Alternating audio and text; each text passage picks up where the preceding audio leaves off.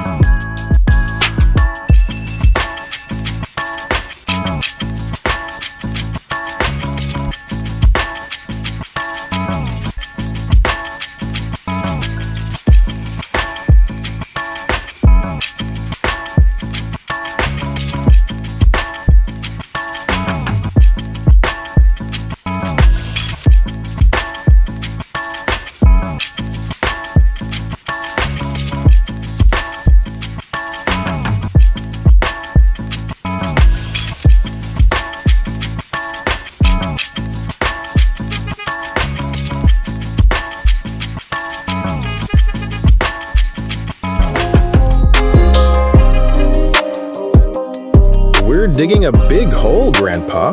Maybe even a tunnel. No, it's not just a hole. It's going to be a swimming pool for our dolls. Ah, I see. You two have different plans. Who's the boss of this project? We're both the boss, but I do most of the digging. That's because you won't let me use the excavator. Sharing is the golden rule, you know. Even real builders take turns with the big machines. Okay, you can have it for 5 minutes, but then it's my turn again. Deal. And while I'm digging, you can gather more sand for the walls. That's the spirit. A good team works together. By the way, how long have you been digging? I think about 20 minutes. Almost 25. We've been working really hard. Well then, in just a few more minutes, you'll have the finest doll pool in the neighborhood. Thanks, Grandpa. Want to help us decorate it? I'll find some little stones and flowers. Every good project needs a finishing touch. Great! Let's finish before the sun goes down. Oh, my boy, please control your truck here. Yes, Dad. Sister Haran, your RC bulldozers look like low battery? Yeah. My son, Hechan, take your truck here. Dad, please call our Mr. Ming for excavator. Yes. Hechan, let's drums.